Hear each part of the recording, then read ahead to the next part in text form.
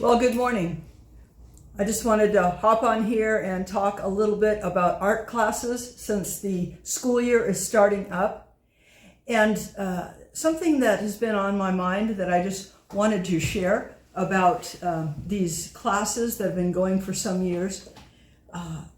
As a realist artist myself, I see great value in teaching a traditional approach to art where students learn the basic building blocks of composition and art theory, color theory, and line development, and all those different components that make up realist art. And here's the reason.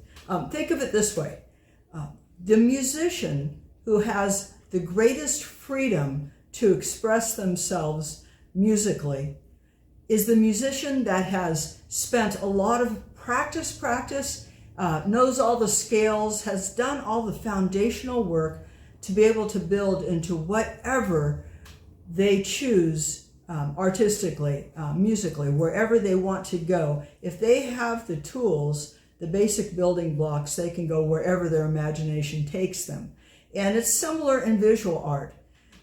If a visual artist, no matter what they do, drawing, painting, sculpture, whatever it is, whatever they decide to do with their art, if they have the building blocks, the foundational skills of how to draw and paint realistically, they can take that knowledge and go wherever their imagination chooses. So it's a great way to start. It is not primarily perhaps what is taught in the college world these days, but traditional art education gives a great foundation. So I will steer students to learn to draw and paint realistically so that they will have the tools later in life to do whatever they choose to do. But beyond that, there's something even more important to me. As a class, as a student, as someone who comes into the studio to develop their artistic side, I want them to feel comfortable and accepted as a human being. We are also individual, we're also different, and that is super important to me, and that even trumps their artistic education, because if they feel the freedom to be themselves without ridicule, without criticism, then they have the freedom to explore the arts and to do great things. So who they are and how they're treated as a person is more important to me than the artwork that they produce. I myself believe in God and believe that each person is made in the image of God. So what that means is that every person has dignity. Every person is to be respected, no matter what they think or believe. And so that is the basis. And so I will work on that first to make sure that they feel comfortable. And if they are motivated, if they want to learn about art, well, the sky is the limit.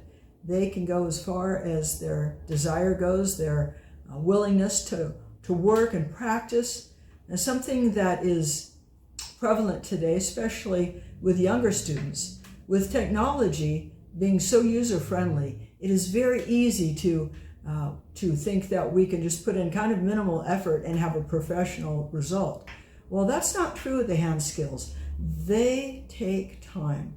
It takes practice, and it takes a willingness to not be very good to get good.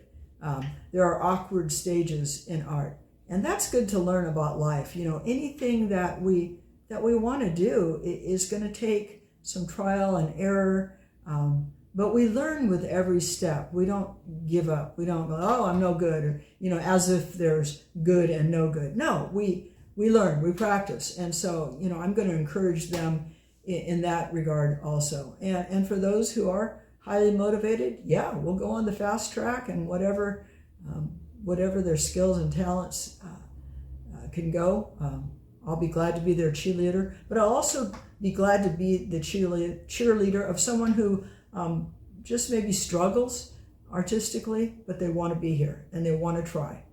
That's great. Because you know what? An artistic education is far more than the art piece that comes out at the end. It's problem-solving skills. Every time we're working out a design, a picture, our brains are working on multiple levels. It's like algebra.